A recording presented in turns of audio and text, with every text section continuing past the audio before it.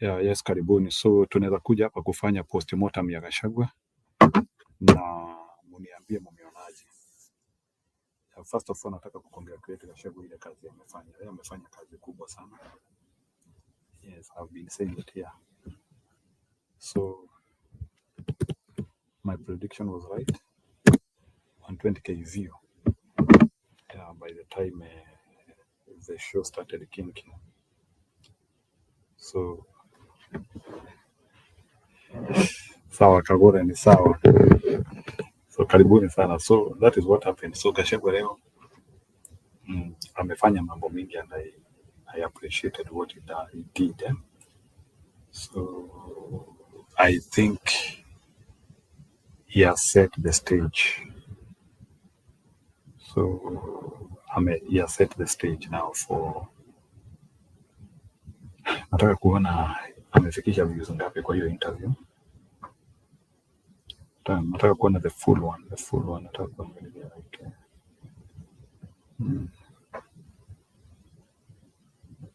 you know views like views try to tell you hata kidogo Gachagua live tatu kuangalia kuna ngapi. Yvonne Okwara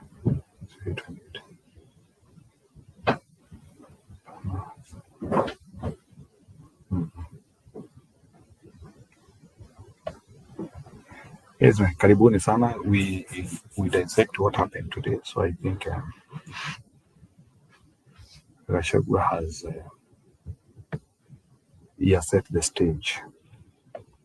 While he was live, 120k. While he was live, 120.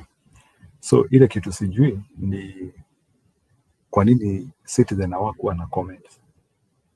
In fact, even somebody told me that there are no comments. So nilikuwa nisha load your page kwa server yangu. Yani nikaambiwa unafanya kazi ya bure, hakuna kwa. And I think Citizen has denied us a lot of opportunity. Kama wakutuwekea comments.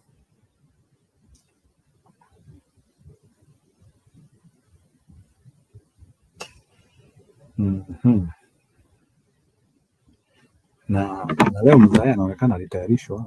Wacha niwaoneshe preparation kule zilianza. It looks like hii kitu ya Citizen alichukulia serious. Niwaoneshe.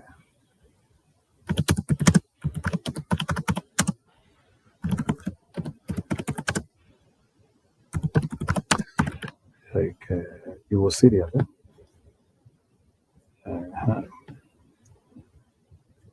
Kumbe siku hizi kila mtu anafanyanga hii mambo. Alianza hapa. So alikuwa anatayarishwa hapa.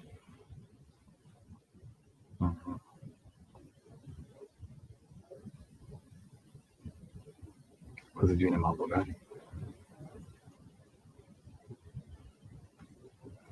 Kazi ilianza hapo. Maluksa. So job ilianza hapo. So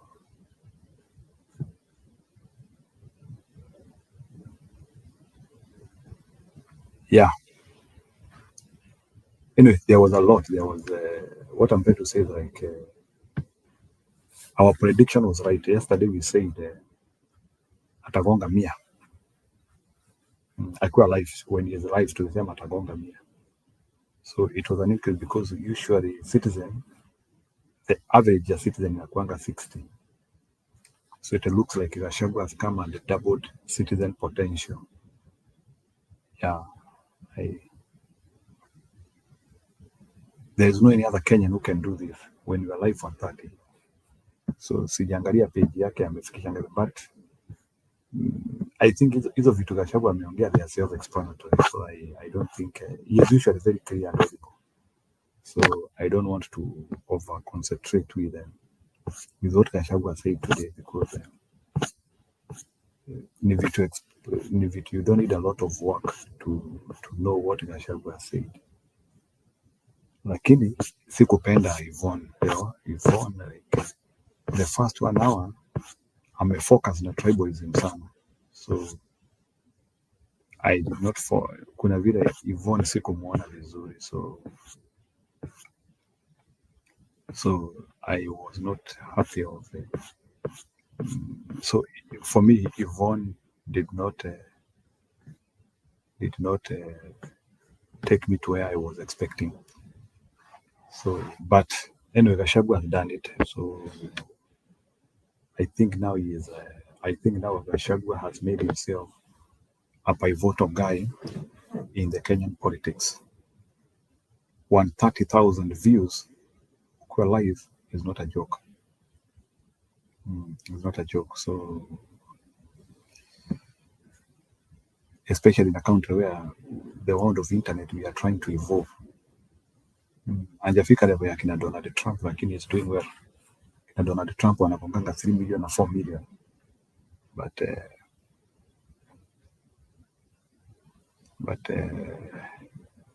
as a Kenyan he is doing well. Donald Trump akiwa live anakonganga milioni 4 milioni 5.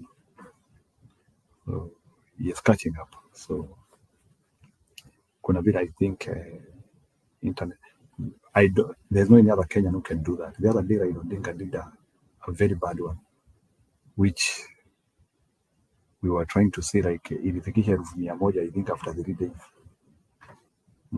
So yeah, I'm not seeing the full video from Citizen, sijui kwa nini ama wameamua kukatakata.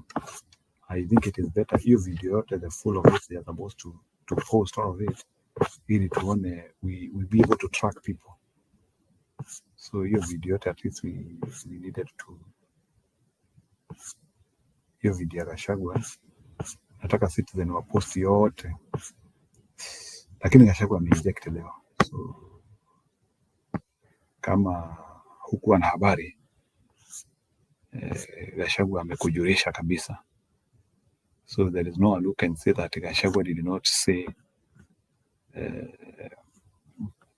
hiyo story ya utafanya nini na nini was live on TikTok. So I don't know. So TikTok ya nani? Maybe Daniel, you can also help me understand ni TikTok ya nani. So I was just actually told by one of us here when I was busy trying to load your page ya Citizen, and then somebody told me that haina comment and I got stuck. I got stuck. So I think Citizen should be able to give us comments.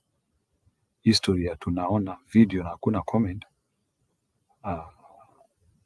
or is TikTok account. So kwa hivyo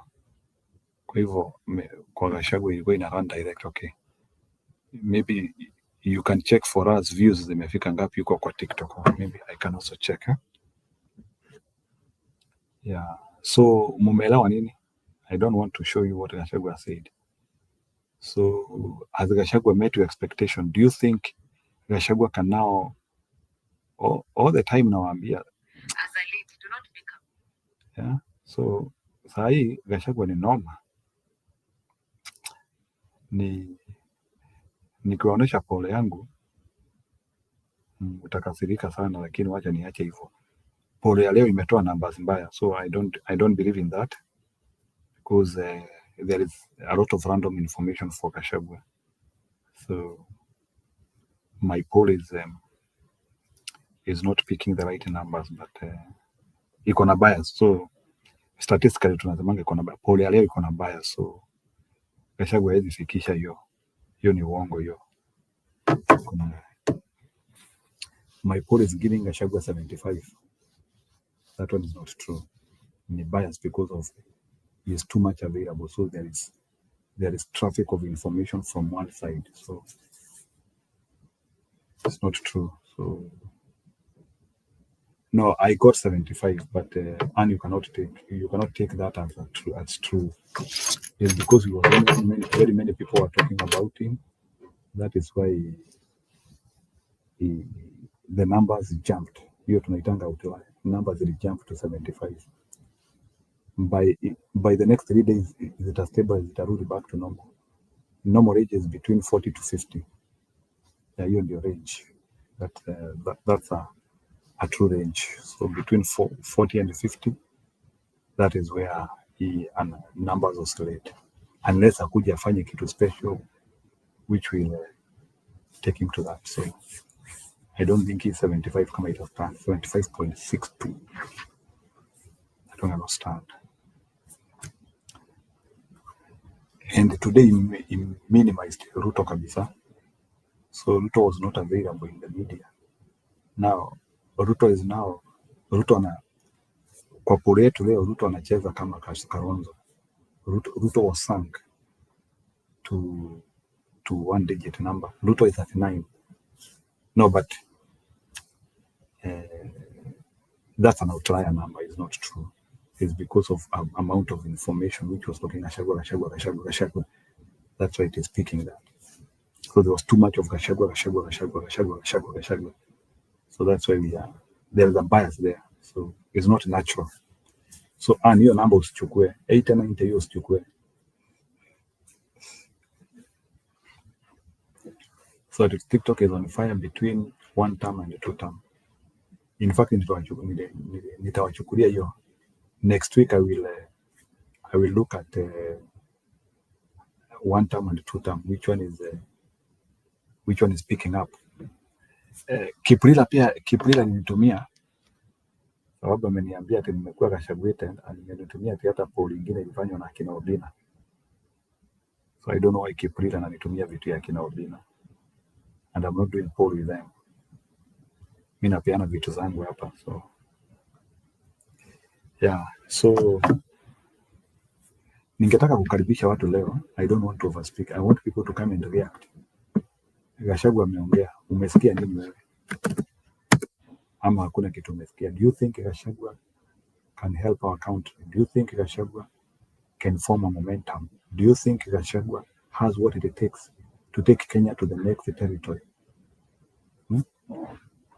Hiyo ni ile vitu. So Kiprila nitakuwekea hiyo poll ya Obina. Kunitumia but it's more of a subjective poll. So siipendi sana. Siipendi. Where's Kiprila? Kiprila the Mboza some boy. Kiprila. Will you vote for? The poll is open. At the moment, Raila is number last with 9%. Ruto is second last with 19%. Kalonzo is third last with 32%. And Gachagua with 39%. You can end the poll now. Nice. So that's what you sent me. I have not even been following that.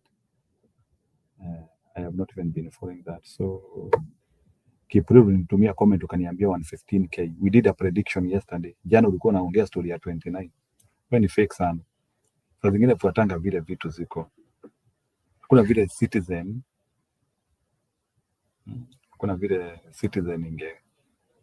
ingecheza beyond 30. Hiyo nayo hapo Kiprila hapo uliuma nje.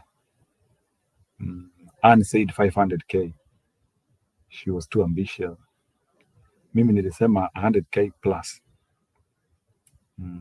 100k plus. Yeah, so today Gachagua ameongea vitu mingi sana. So I think, do you think hiyo rhetoric Gachagua ameongea leo it is enough to propel opposition to power? Because you know that rhetoric we have to weigh. Can it package a presidential candidate? Whatever Gachagua said, because now that's a talk line. So according to you, do you think hiyo information Gachagua ametoa, is it enough to package a presidential candidate, or there is much more which is needed? So those are the things I want us to analyze here, and we percolate deep. Muniambie what you think. So na kama mtaki kuanalyze mtaniambia nifunge kituo. Sio lazima tukue hapa. Naona ni kama kuna wenzangu mnanikondolea tu, na leo ni siku moto sana. Mnanikondolea macho ni kwa nini? Wanjeri, why are you kondolea ni mimi macho? Na sasa nyinyi ndio mnafaa kukua hapa mkitoa comment mkisema ile mambo nimeona he dressed presidential. Jana tulisema he is not presidential, so I want Madam Julia to come and tell us if did he see a president in him. So Gachagua is very popular in Kenya and he can become a president. That rhetoric is what Kenyans need. That so wacha niwape formula. Hiyo rhetoric Gachagua anaongea is enough to make somebody a president. That's a very polarizing. Let me tell you, in an election you have to polarize the nation. What is polarizing? Polarizing is creating a divide. You make sure that you create a divide, then one side you make sure that the divide is bigger enough. So Kipulili, you can speak there, but vile nasema I don't have a lot of time, so if you don't want to come and react to the studio at the close of the hour, mimi nitafunga kituo tu, so sitawangoja. So me I will react kile nimeona na nifunge kituo. So I have learned to mind my own business. Ukiona saa zingine watu ni kama wataki kuingia kwa kituo, usiwasukume sana, they have their own reasons. So mimi nitapeana reaction yangu and then I will call it a day. So Gachagua was very articulate. He had facts. Vitu zingine alikuwa anasoma hata kwa makaratasi hapo anapea Yvonne Okwara, so he had facts. I did not see Yvonne Okwara professionally fact checking Gachagua. You know, like if you think somebody is lying, I don't know why Yvonne Okwara was not like he was not like having like some facts instead of like saying, is that true? I didn't like the one, is that true? You know, you cannot be telling somebody that's true. You are supposed to come with your truth and then you meet somewhere. So this is a journalist. So Okwara kuna vile hajanifurahisha like ana criticize or you disagree and you don't have a counter statement. That is what I did not like about Okwara today. Issues kidogo. So Gachagua Okwara was supposed to criticize with a point. So sikupenda hiyo. So but the debate was professional. The moderator was neatly dressed. She was not able to cover much of the Kenyan problems. But at the center of stage, poking on Ruto character, that one was well covered. Some of fundamental issues which have happened. It happened. Some issues happened. So I think Gachagua was able to expose some of the issues which are happening in Ruto government. Vitu zingine sasa hata kama kuna mtu ajui, he was able to gauge out the road. So ana anasema mtu asipande atuharibie mood. Okay. Yvonne was like waiting $1 million from UDA. I don't know, sijui aliingia UDA lini. Either way, Gachagua was prepared. Yes, not about prepared. Gachagua doesn't. I think Gachagua has confidence. Kuna bit like he usually has confidence because ameongea sana. I think now he is now used to media. So Gachagua is used to media. So sio kama wewe Kaboda sasa hivi ukiambiwa unaenda kukua interview na media. Kwanza there will be a lot of helter-skelter. Utakuwa kibia kai atu anakuja. So now Gachagua ni yule hata NTV akimwambia tunakutaka Monday anasema ni okay. So like he is now used. He's not prepared. He is now used to media, so he doesn't have that scare, that media scare, and he is not worried of what people will perceive. Watu watachukulia vitu vingine akisema hadi now amefika level whereby he can own his statement. he can own his statement. Unajua ukifika hiyo level ya Gachagua ni unaachilia tu vitu tu. Hata watu wakisema utakuja kudefend baadaye. It's like you become as big as the statements you are making. Hiyo ni level ya kina Donald Trump.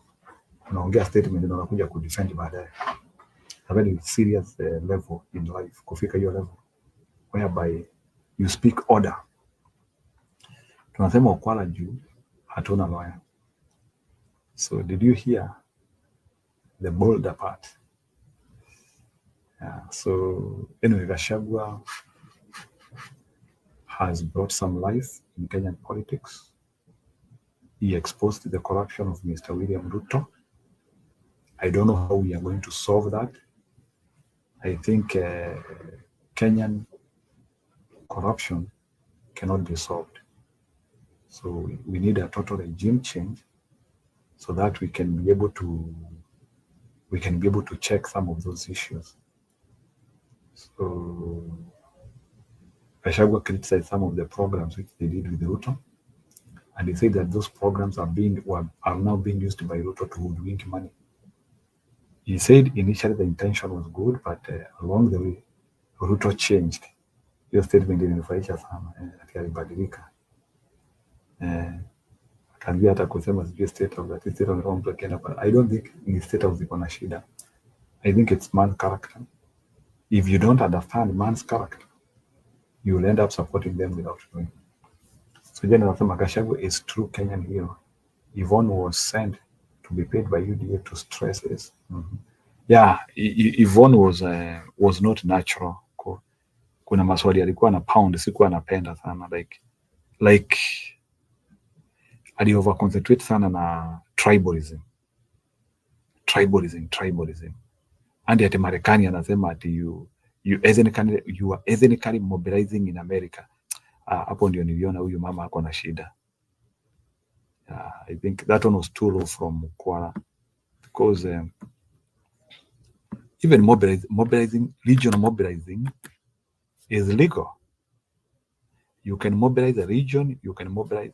So regional mobilization is legal. So I did not appreciate why Yvonne Okwara was like saying Gachagua did whatever he did. So sijui kama tutapata video hata moja, but pia baadaye kuna vitu zilitendeka ambazo Kenyans were also following.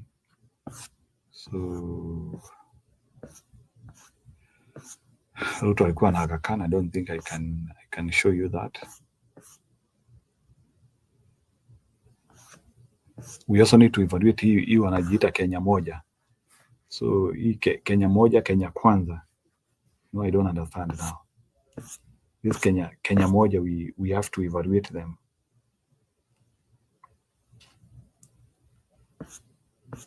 I can see Ruto gave a speech today, but I don't want to give that. So let me see if we have some more videos which can tell us something about Gachagua interview today. So he did a lot with Okwara. I think the interview was very much extended. Yeah, so na ametapika mambo mob.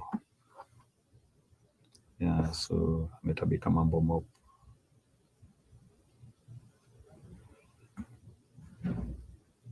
Let's see. Kenya moja ni UDA part B. Hiyo Kenya moja itabidi tuikatae.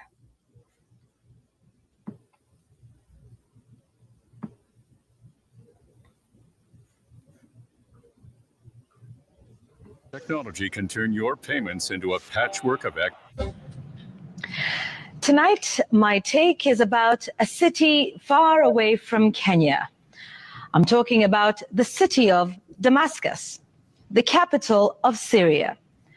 In fact, it is referred to as the oldest capital in the world. But going by local politics, I posit tonight that Damascus may as well be the capital of Kenya. But first, some context. The biblical story begins with a man initially named Saul, Saul of Tarsus, referred to by some as the Pharisee of the Pharisees. As it turns out, he was on a mission to the city of Damascus to arrest and imprison the followers of Jesus Christ and return them to Jerusalem to face punishment. Now, on the road to Damascus, he experiences a supernatural encounter where he meets and recognizes Jesus, who asks him, "Why are you persecuting me?" Now, what followed was a dramatic transformation of the man from persecutor to chief evangelist of Christ's teachings. Even his name changed from Saul to Paul. Just over 2,000 years later, Kenya is awash with perfect copybook clones of the road to Damascus. And that is why we want to ask all Kenyans, wherever they are, to find it important and necessary to contribute to the housing fund, which is not a tax but a saving, to create employment for our young people. Now, that was sometime in Jerusalem. Then came the trip to Damascus, complete with that transformative moment somewhere along the road. I want to assure the people of Kenya, this team I see here, and when I listen to the people of Kenya, because I listen a lot, once a new government is sworn in, that housing levy will have to be abolished so that we restore the dignity of the payslip. From Saul Gachagua to Paul Gachagua. Then, if you're ever unsure of a politician's Christian name, just go with Paul. You won't go wrong. And you can even start with Saul, depending on what they're saying at that particular moment. For example, here now is Saul Ndindi Nyoro. Look at our neighbors without naming names. And I can say them because it is important for us to base our arguments on facts. If you look at countries like Zambia, even our neighbors in Ethiopia, and several others in Africa, you can see that Kenya actually have made many leaps forward. And that has been based on deliberate decisions in terms of stabilizing our debt area around paying of interest rates. Because even before we talk about the plate, even before we talk about the microeconomy of individuals, the country needed to stabilize. And now, ladies and gentlemen, I present to you Paul Ndindi Nyoro. The problem is that you cannot teach figures for too long.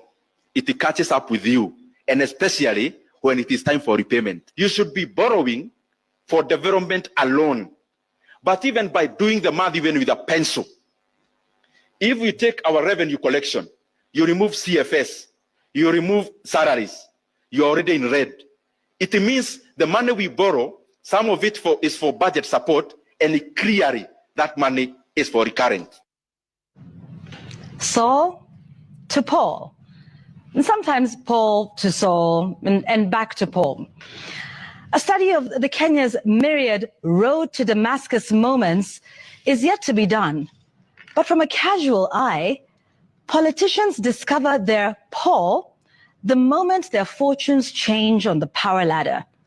When they're fired, impeached, demoted, transferred, or otherwise moved downwards. Humility meets them, and they suddenly discover their souls and their brains. The discovery has at times been so dramatic that some sage that lived in Jerusalem years ago could not withhold his amusement. Can you suddenly become very clever? Sudden, umekuwa very clever. Wewe ndio unaweza kila kitu. Wapi? I don't know what you make of that, but it sounds to me like wisdom laden on what to do when you witness another road to Damascus moment from your political leader. Treat it with a pinch, if not a huge scoop of salt. That's my... The difference between Gachagua and William Ruto is Gachagua is very loudly tribal, but William Ruto, his actions ndio ziko tribal kabisa. William Ruto does not believe in integration and coexistence. He will always want to know this land, whose land was this? Who was here before? There's a time he was talking about Kitale. He said, the Luyas, the Kisis, and the Kikuyus who are in Kitale, if we are to say the truth, they should move out of Kitale because that land ancestrally belongs to Sengweng, the Pokot, and the, I don't know which other tribe you mentioned. You know, if we go into such things, how do we coexist? That's the person accusing Gachagua of tribalism. If we agreed that now Mount Kenya should get 40% of the cake, the Kalenjins should get 25%, Luyas get 30%, this one get 0.3%, based on your numbers, let us all share the national resources based on the numbers that we have. There is nothing wrong with that.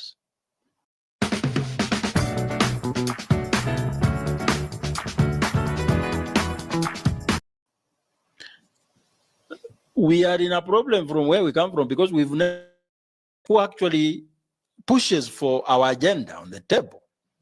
The only person who tries and he works from outside government, Raila ndiye akipata chance ya kukaa kwa meza, unapata tu vitu tunafanyika hapa Kisumu, nini. But now, our people, nimekwambia nikirudia, na kwamba we are our own problem.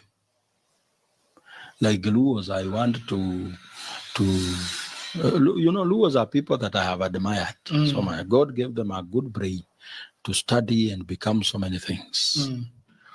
Then you find a Luo who opposed Tuju, Rarieda constituents. And Tuju was saying, hey, let us develop Rarieda. But what was his biggest problem? He was against the Baba. Do you know where our problem is? In Kikuyu land, it doesn't matter who you are. If you are not delivering to the people, they go against you. They went against Uhuru Kenyatta. But what do? We listen to people who are not benefiting us. That's why in Western Kenya, you see people saying Tawe. They are tired of leadership that only spreads poverty. And they are listening to someone who is saying, we have superiority in terms of numbers. We are the second largest community. We can stick together and ask for what belongs to us. Kambas come with what they want. There is enough in this country for everyone's need, but there can never be enough for everyone's greed. So, hii maneno ya tribalism, it's a card that is very lucrative for politicians.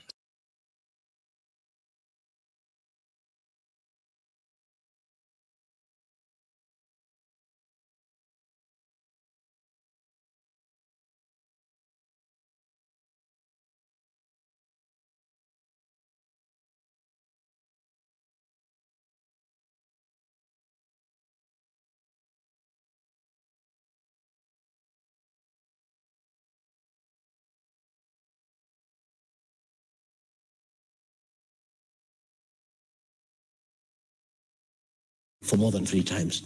We have a very good working relationship with the people of Northeastern Kenya, and I don't want leaders who have an issue with me as they try to defend William Ruto to drag in the people of Mandera. Okay. The people of Mandera have nothing to do with this thing.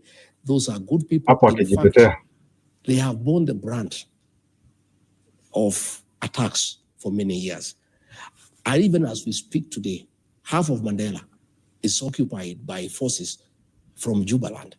You know, and I would have expected these leaders over the weekend, the governor, the senator, the MPs, who are making a lot of noise about Rigiji, to have defended the people of Mandera from the incursions by forces from Jubaland instead of castigating Gachagua. So I wanted to clarify that the allegations we have made against William Ruto She's not from Mandera. She's not Somali. She's not Muslim. Let nobody drag in the people of Northeastern Kenya from our issues with William Ruto. They should leave us alone with William Ruto to have our own war. Yeah. All right. Waswahili wanajuana na Vilemba. Okay. You returned last Thursday.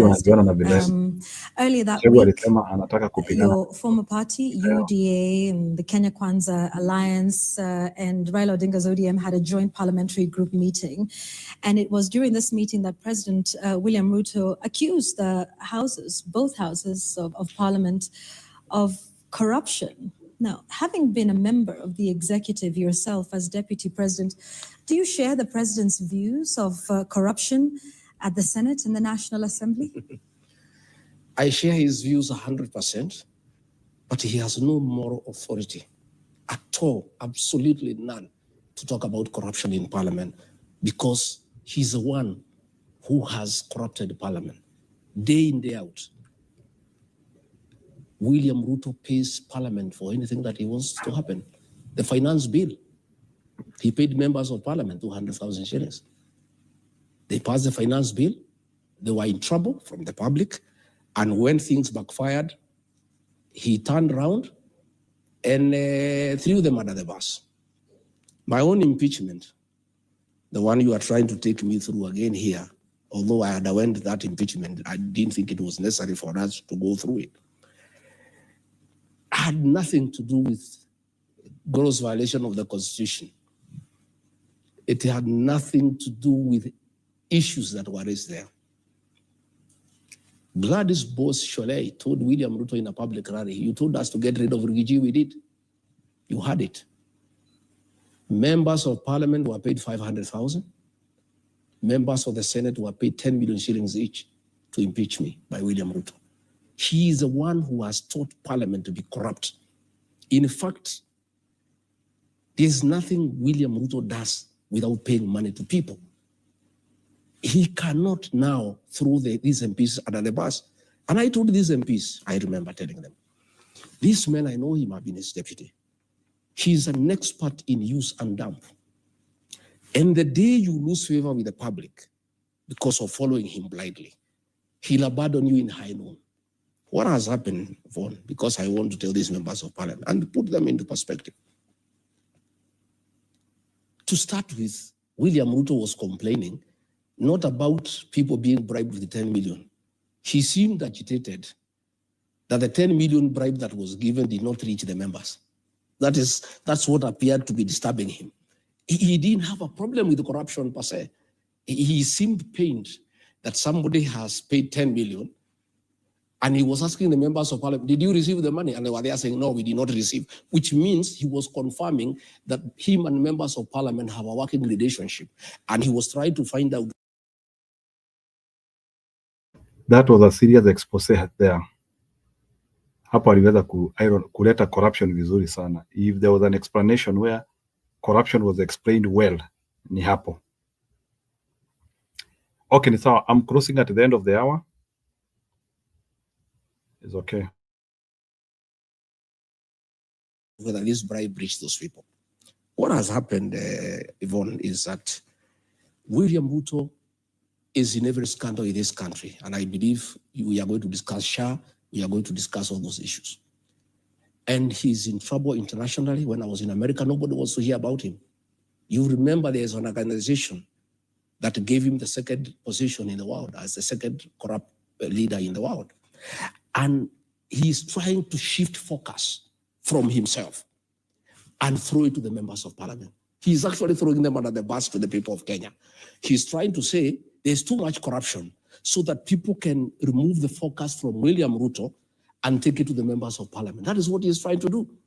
And I told these members of parliament, the minute this guy realizes that you are of no use to him and you are expendable, he'll throw you under the bus. Number two, he said he is going to form a multi-agency to deal with corruption. To start with, that is wrong because we have independent institutions to deal with corruption, EACC and the DPP.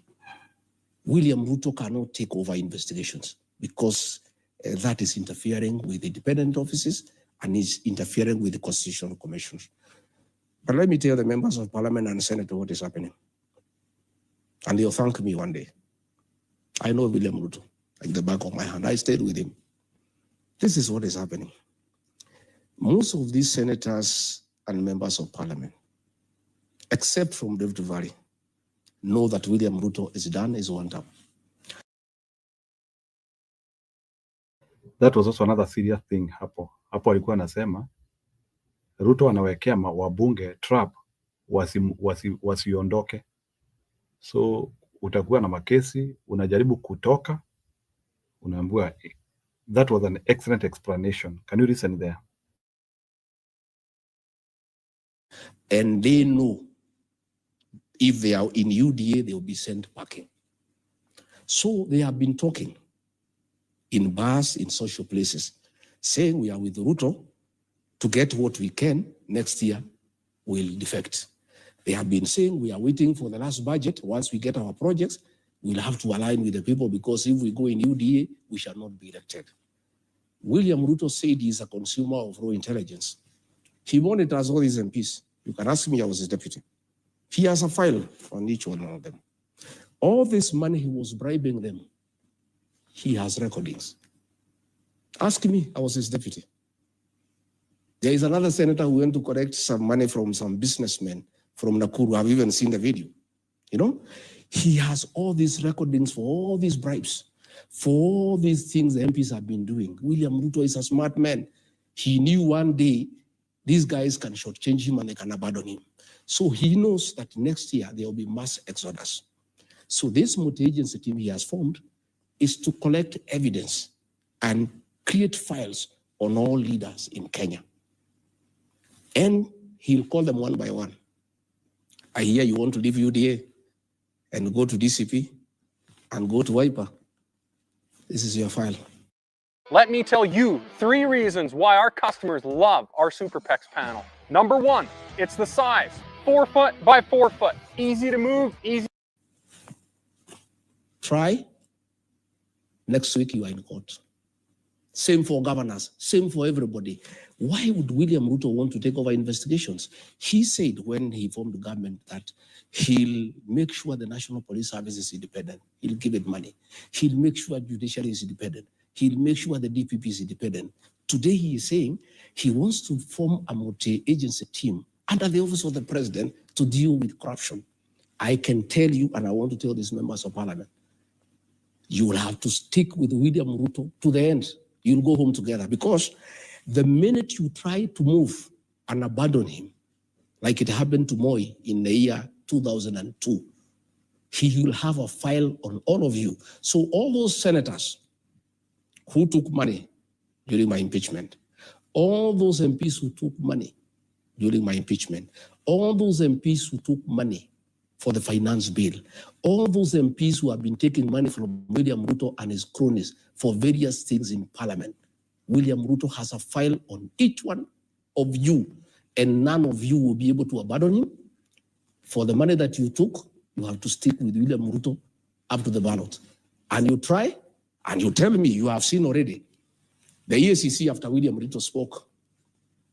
That is a script. You can see how good it is. The minute he spoke, the EACC said William Ruto has done that. That's done well. He says we are 4 governors now at the radar. And you see the governors at the radar. Kimani Wamatangi. Because no, he doesn't agree with Kimani Ichung'wah in Kiambu. So they are using that file to coerce him politically. You know? And what will happen now, this multi-agency team, it has been outlawed by the court, but he still formed it. They are going to create files to enable William Ruto to deal with people like ourselves, who don't agree with him, and to hold all those leaders who are with him, who may want to abandon him and go to another political party. All right. So you are saying that both houses of parliament are not independent. So kwa hivyo hapo inamaanisha Ruto hataki mtu ahame chama.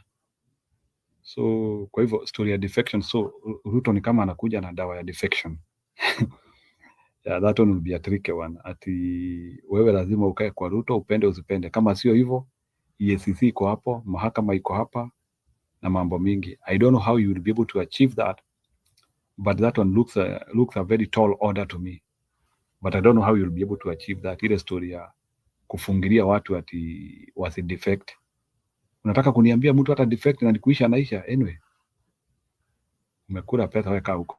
Anyway, in any case hata sisi hatuwahitaji. Tusikie, listening. I'm just doing some reaction. No, they are not independent. Okay. You saw, Yvonne, let me cut you short. You saw an MP speak in Parliament. Say, Mr. President, you told us to pass the finance bill, we passed for you. You told us you won't share, we were here until 10 p.m. You told us to do this, we were there. All those things, they don't do it on behalf of the people of Kenya. Mm-hmm. They do it for William Ruto, and he pays them for it. Of course, we must say there are few members of great integrity.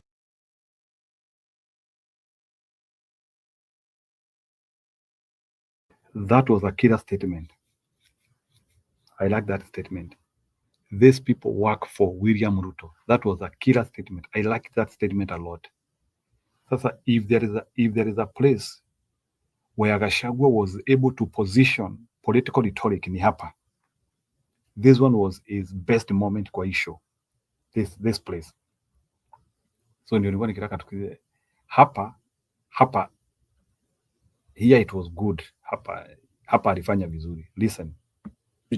And who have a moral conscience, who have refused to take money from William Ruto. And they are all his enemies. He is harassing them using KRA. He is harassing them using DCI. And I know using this multi-agency team. Okay. All those members who refuse to take money from him are going to be on his radar. All right. Kenya Kwanza stood out for its thirst to control the Houses of Parliament. Yes. And I want to speak to you now as the person who held the position of Deputy President at the time. Didn't you, as the executive, and by you I mean yourself at the time as Deputy President, President William Ruto, as the President, and the entire executive, did you not decide who should be Speaker of the National Assembly? Was that not part of the agreement? No, we that did. You mentioned? It was It in was the in the shareholding agreement. agreement. Okay. Did you decide who should be Speaker of the Senate? Yes, it was in the shareholding agreement. Did you decide who should be Majority Leader for both houses? It was decided after the election. Did you also decide who should chair each of the committees? Yes, it was. In both houses? It was. Didn't you also cause members of the party and the alliance at that moment to attend meetings at State House to give them instructions on your agenda, what to vote for, how to vote? Yes, we did. When Verizon gives you a free phone on any plan, Gemini, show me the concealer. You use AI a lot. The long, thin tube in the middle. And so the grand total of this was what? Control of the legislature by the executive? It was the So why? The intention. What was the intention? The intention was to push the government's legislative agenda. Okay, so this was a push that came from the executive. Yes. Are you then now surprised that members of National Assembly and the Senate are speaking the language of the executive when you yourself are a part of the executive making these decisions, where the member of the Speaker of the Senate, the Speaker of the National Assembly, all came from the party that you rode on to power? I think it was a very so good. If you are saying today that we don't have independent Houses of Parliament, aren't you then responsible for that? Because this was your doing with President William Ruto. Yvonne, that's a very good observation. The intention was very noble. When we formed government, we had a manifesto, a great manifesto, bottom-up economic transformation agenda. Creating good business environment, lifting people from the bottom of the pyramid. We wanted a majority in parliament to help us push that agenda. Okay? Where I differed with William Ruto is when we abandoned our agenda, our manifesto, and he started pursuing personal agenda. The housing levy was not part of our agenda of forcing people to pay taxes to build houses. All right. I want us to come back and we will go step by step and talk about the affordable housing levy for just a moment. Yes. And you talk about seeking to have a majority in the House to push government's agenda. Yes. That's all well and good. The Speaker of the Senate and the Speaker of the National Assembly, their role is not to push government agenda. Their role is to be arbiters. Their work was to be good arbiters, right? To regulate debate and to protect the independence of the institution. How would they do that if they were former party members and if they got those positions as part of an agreement for bringing votes to this administration? How would they be neutral? It behoves upon a speaker when he assumes that position. Justin Bidan Muturi was nominated by TNA to be speaker in 2013 and Jubilee in 2017. But that man had an impeccable record. You never saw him in a public rally doing empowerment and singing praise and worship to President Uhuru Kenyatta. Justin Muturi regulated debate and allowed everybody to speak. I'm sorry, supporting Uhuru Kenyatta or campaigning for him.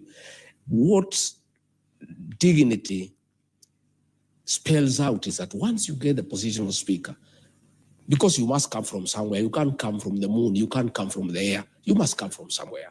So when a political party nominates you and you are elected as speaker, once you have assumed that position as the speaker of the National Assembly and the Senate, you now rise above, partisan politics and become the arbiter of that house, unregulated, undignified.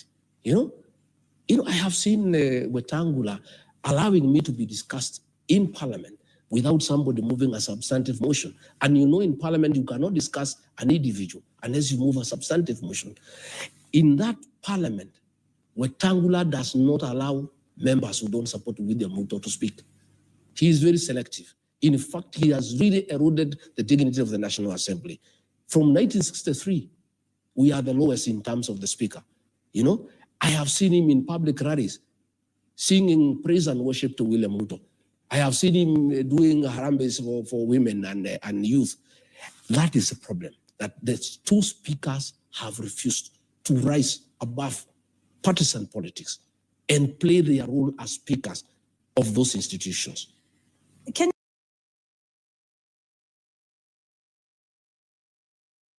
Pia story ingine Gachagua alicheza vizuri sana ilikuwa story ya Wasomali. I think he was able to play out of Okwara axis. I think vile Okwara alikuwa anataka Gachagua aongee story ya Wasomali, hapo alikonga vizuri sana because he did not show any animosity to any tribe. Na I liked that comment about Somali people, the way he said they have even done business with the Somali people.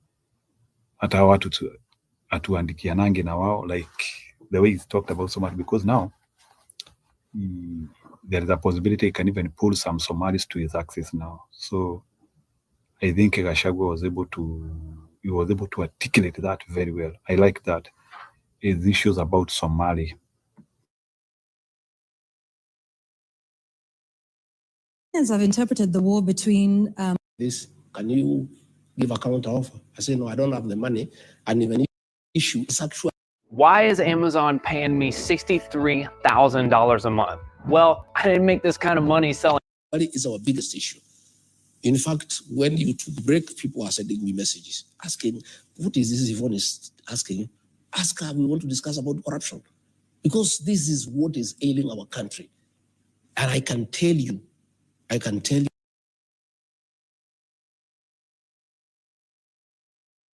that was also another hyper point where Gachagua wanted to change the narrative. Unasikia anaambia Yvonne, hata watu wananikia messages hapa, tutaongea story ya corruption saa ngapi? So that is that's a control showing like now Gachagua wanted to change the narrative. So anataka hapo sasa alikuwa anataka kushift Yvonne. But unfortunately, Yvonne was not able to catch that point and to shift the narrative quickly. Yvonne, State House has become a crime scene. Last 2 weeks ago, 15,000 young people were there. They were each given 2,000 as a bribe so that they can say 2-term. Corruption is being practiced in the highest office in the land in broad daylight. The deputy president is carrying money with sacks, bribing women, bribing young people to say 2-term. And then the president is here. That was another pivotal point. Bribing women, bribing young people. Na ati watu wanabraibiwa to say 1 term. No, to say 2-term. I mean, you are being bribed to say 2-term. That was a kicker. That was a serious one. So, na hiyo ilitoka vizuri bana from Gachagua. Hiyo ilitoka. Pretending that he can fight corruption. Where does he start? When he was talking in that meeting, after the meeting, he gave those MPs each 100,000. After complaining that they asked him for money and he doesn't want corruption, why was he giving them 100,000? Those MPs have salaries. Why was he giving him money? So what I'm saying is, and Yvonne, when we get to the right discussion, we must discuss where we are as a country. It's because against the advice of Uhuru Kenyatta and many people that we are going to elect William Ruto and he's a corrupt man, and we'll cry. We are crying. And I myself take blame because I ignored it. I thought it's propaganda. And corruption has become a way of life. Corruption is the modus operandi in our administration, and State House is a crime scene, and bribery is a major policy of this administration. Okay. Yeah. I want to ask you about, a promise that was made, when this administration came to power, about 39 days before the election. President Ruto, whom you served as running mate, promised the formation of a state capture inquiry in the country. You're on the record yourself as accusing former President Uhuru Kenyatta of state capture. This promise was made that it would be done within the first 30 days. You were DP within those 30 days. Those 30 days lapsed, and to date, we still don't have a state capture inquiry. What changed yours and the president's mind on this? Once we reached State House, William Ruto was no longer the same man we knew.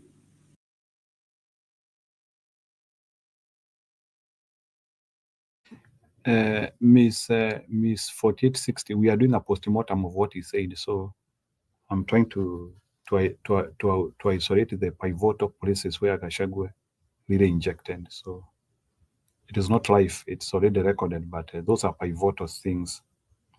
Nishasema, by the way, there is a lot of positivity for what Gachagua did. There is a lot of positivity for this interview, and the way Gachagua was like people are being paid to say 2-term. Those were very serious kickers from the interview. I think he had prepared well. I agree with the person who has said he had prepared well. So you are being paid to say 2-term. Those things. I don't know how Ruto will be able to respond to this interview. I don't think you can be able to respond to such an interview. There was too much to even respond to anything. First Post News today showed Ruto supporting Israel, and people protested supporting Palestine. So I don't know about that. How MPs hawawezi toka UDM mpaka 28. So how wanaenda in the ni one way. I think as Ruto dies, they will also die. Political death. Yeah, so hapo hakuna pingamizi ingine. Wote ni Ruere. And please, you can subscribe our channel too, kama uja subscribe. So I think the Kenyan MPs have decided for demise. I think it is too late kuruka. Wale walikuwa wanataka kuruka wangeruka last year. Sasa wao wameruka kwa gari ikiwa pale kwa mteremko na imeisha brakes. Ukiruka, you become a casualty. That is the problem. Akina Kagushia, Nyuto, yule senator wa Murang'a, hao ndio walijua the right time ya kuruka. Those people are not with Gachagua. Lakini walipima hivi, wakaruka, wakaona hii gari ya Ruto iendi kokote. Ruto looked strong, lakini amekuja akiwidha, ameisha. So listen here. The man changed. And I can tell you for a fact, he changed. Before we were elected, he was in his home every week. Every week he was here taking tea up to midnight. Since he became president, he has never come back here. Even when we did not have issues for a year, we were quite free and friendly. He never came back here. He was too busy taking over and capturing the state. And when we get to the real business, I'll tell you how William Ruto has captured the state. So he could not agree to have a commission for state capture because he intended to do it himself. And he has perfected it and actually overdone it to a point that the country is almost crumbling, you know, to a point where now children cannot go to school because there is no money for capitation. People now are paying money to ghost hospitals, to a point where public money is being stolen and given to the deputy president to go and bribe people in broad daylight without being ashamed. You know what is shocking me, Yvonne, is impunity. You know, a president here is talking about corruption. His deputy every day is spending 10 million every day. You know, money that of course he has not earned, money that cannot come from his salary or his businesses, and everybody knows this is stolen money. And they are doing it with brazen impunity without caring what the people of Kenya are saying. So corruption has become a way of life. So I'm saying, William Ruto, please respect the people of Kenya. Don't talk about corruption again, because that is an insult. Because you are the one who is leading from the front. You are the one who is setting the example to everybody. You are the one who has inducted members of parliament and senate into corruption. How can you then go ahead and condemn them that they are corrupt? And you say the president is usurping the powers and the authority of bodies like the EACC and the DPP? You saw the chairman of the EACC respond after the president spoke. That tells you, if the chairman of the EACC says the president has done well to allow us, it means then they are not independent. And if they allow, as they will, allow William Ruto to take over EACC and to take over the DPP office, what will happen is that we are going to see a lot of trumped up charges against people who oppose William Ruto. Again, there is going to be a lot of blackmail to leaders who to make political decisions. Okay. I want to put it to you that perhaps this is something you're saying now that you are outside of government, and that perhaps part of the proof of EACC and the DPP doing the will of the executive was in fact proven in your case. Mr. Gachagua, shortly after you, the Kenya Kwanza came into office, the charges against you were dropped. The charges against then Cabinet Secretary in October 2022, Aisha Jumwa, there was a corruption case where she was accused allegedly of embezzling about 19 million shillings. There was charges against then Cabinet Secretary Mithika Linturi of attempted rape. All of those were dropped right after the election, right after you took office, right after assumption of office of these individuals. And so some would say that this is indeed proof of exactly what you're saying, that the EACC I don't know about the cases of other people. And the DPP were done in your favor. And so you are in fact a beneficiary of the executive usurping the authorities of these independent constitutional bodies. So are you saying this now because you are out of government and not a beneficiary? In my case, not true, because what happened is that the fourth administration was doing what William Ruto is doing. Okay, it was using the criminal justice system to punish those who are opposed to it. The fourth administration was unhappy that I was supporting William Ruto, yeah, and therefore they brought charges against me, and there was no evidence. So once we came into office, the DPP, got to the DCI to swear an affidavit. It's on record in court and said we had nothing against this man. We were told to prosecute him. We had no evidence. Even if that matter proceeded, it would still have been dismissed by the courts, okay? What pains me, Yvonne, and I feel very sad, is at that time when we were being persecuted by the fourth administration, William Ruto saw that in his administration, never again will he allow the use of the criminal justice system to punish those opposed to him. Yeah, he gave that undertaking that he will never allow, and politics will be done the conventional way through persuasion and consensus and concurrence. The minute he became president, I don't know what happens to that state house. Somebody is elected, he's a good man.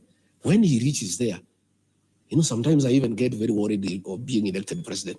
Somebody who was a reasonable person, somebody who was saying great things, somebody who was sensible, somebody who was for the rule of law, he becomes president and becomes a monster at taking. In private and in public. That under his watch, in his leadership, he would never allow the use of the criminal justice system to pursue politics. That's exactly what he's doing, you know? And that's what I'm saying is, I don't believe he's the same person. You know, sometimes I think he's a double, you know, because this man used to sit with me here with Pastor Dorcas, and we pray together. And the things he said, he cannot do.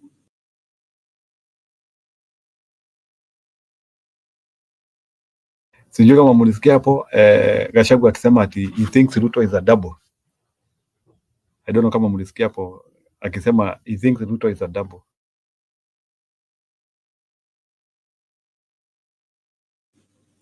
Kwanza, he said in an interview, I will never. It wasn't easy being a meathead.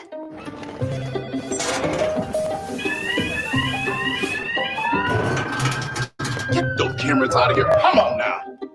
Now it is. Meat for real meatheads. Yumbo. You can get this fixed now and pay later. You can get this fixed now and pay later. And this. Get it fixed now and pay later in 4 interest-free payments at SafeLight.com. SafeLight Repair, SafeLight Replace. Allow anybody to punish my deputy. I will never allow anybody to lack respect for him. I will never allow anybody to do to my deputy what Uhuru Kenyatta has done to me. He not only did the same, but he went ahead to do what Uhuru Kenyatta never did to him, to pay people to throw him out of office. And this is the same man. So sometimes, I don't know whether he is the same person. Sometimes I get lost. Why do you think, so you're saying the president punished you? I'm saying what he had said he would never do. He not only did it, but went ahead to throw me out of office. Why do you think he did that? Because I could not agree to many things that he was doing. He had wanted a Mr. Yesa. He had wanted somebody to agree to corruption, somebody who can agree to killings of young people. I told him off. I told him no. And I said, I cannot agree. All right, let's speak about some of the things that are in the country right now, Yes. and that you seemed to agree with. The Social Health Authority, SHA, something you are a big supporter of, then now appears to be suffering a series of scandals. At least the Ministry of Health is defending itself, is defending its record, saying there is no fraud at the Social Health Authority. You sat there when this was being mooted. What was the proposal? And do you think in hindsight that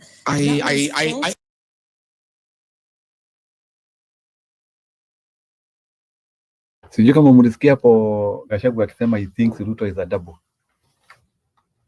That is something na si Gachagua ndiye mlikuwa mnaekelea jana, mlikuwa mnasema yeye sasa ndiye double. Na amekuja akaekelea mwingine ndiye double.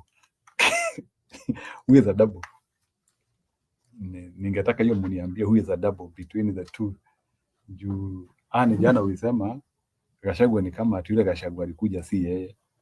Sasa naye Gachagua amekuja anasema Ruto anakaa double. Hebu we ironize that.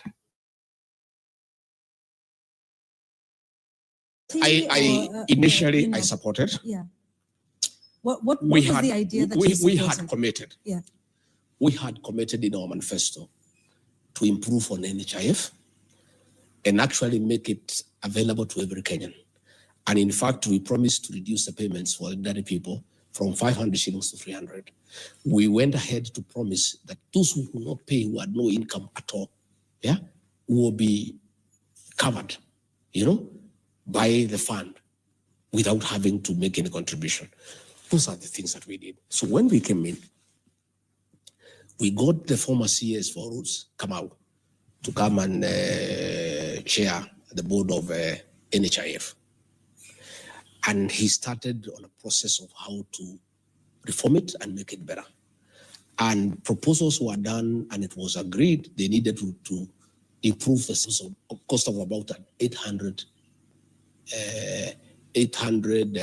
million to make NHIF more responsive, to make it more efficient, to serve the people of Kenya.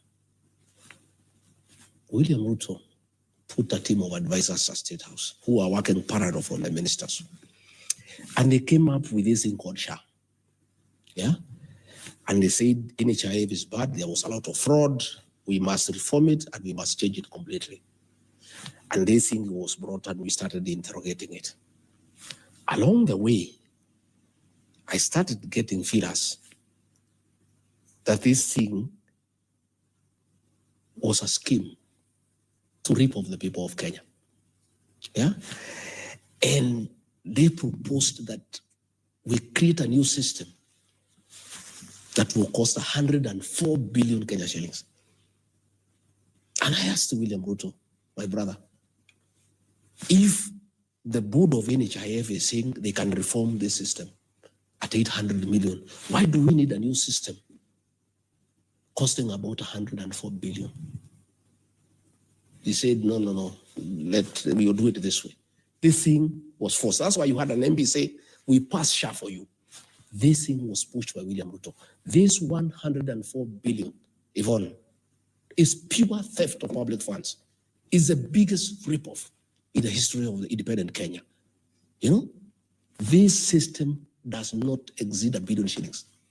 103 billion shillings had been stolen by William Ruto and company. You know, and that is why it is him, because you had the MP say, we passed you a SHA. Okay? And that is why he was saying when he was in Sagana, explaining why we differed. Oh, did you ever hear Rigathi deferred the health system? Did you ever hear him defer the education system? Did you ever hear him talking about the housing program? I told him, give me a break. I cannot defend corruption. I said, Mr. President, excuse me, forgive me. I could not help you to defend SHA. This is outright theft of public funds. Now, after stealing 104 billion shillings from Duale and company now, the little money people have been deducted from their salaries, the little money that people are paying for SHA, this money they are sending to non-existent hospitals and stealing it. And this is the money that is doing empowerment programs by Mr. Soprano. This is the money that William Ruto is using to bribe people in State House. Where do you think this money is coming from? I heard him asking the governor of Mandera, not governor of Mandera. He was saying there is a governor who has paid 150 million. Where did he get it from? I want to pose you the question, Mr. William Ruto. This money you are bribing people. This one you have given Soprano bribe people. Where are you getting it from? This is money for SHA. Now Aden Duale is telling us and abusing journalists. Yvonne. Want to dominate the stock market without risking your own money? You just need to learn from the right teachers. My name's Tim Leung, and this is my dad, Tom. Hello. We help everyday people earn money with stocks using one simple strategy, and we're pretty darn good at it. Our company, Stock Navigators, was named one of the fastest growing companies in America. And that we have shut down the hospitals. How do you shut down hospitals that do not exist? Please, these people, the impunity, the kind of contempt they have for the people of Kenya. A minister telling the people of Kenya, they have discovered that the money is being paid to non-existent hospitals, ghost hospitals. And his reply is that, no, we have shut down those hospitals. Where is the money? What measures has he announced today? If these hospitals were non-existent, if these hospitals were not compliant, and they have been shut because they are not compliant, has he announced how we shall recover this money? I would have expected William Ruto, the new champion of fighting corruption in Kenya, to talk about this. Instead, he's only talking about 10 million, and his complaint, it has not reached the MPs who are his friends. That is his only concern, that 10 million was bribed, it did not reach MPs. William Ruto, why are you not speaking about this 10 billion? By today, in a country of the rule of law, Duale should be at home. You know? We are saying, what for? He should have been sacked. This is a scandal of unknown magnitude. You have seen today. Yeah, hapo we have to be clear. Gachagua talked about the SHA scandal, which was very good and very important. So I liked that injection. So that was really good. So that was Gachagua. I think I liked his rhetoric today, and I am hoping for a rally for him very soon. And maybe pengine we also need to watch what he's going to do with the by-elections. But I think he was explicit enough. I think now this rhetoric now can be, they can now work on the shorthands for the presidential campaign. So the injection was good. Sawa, tupataneni kesho.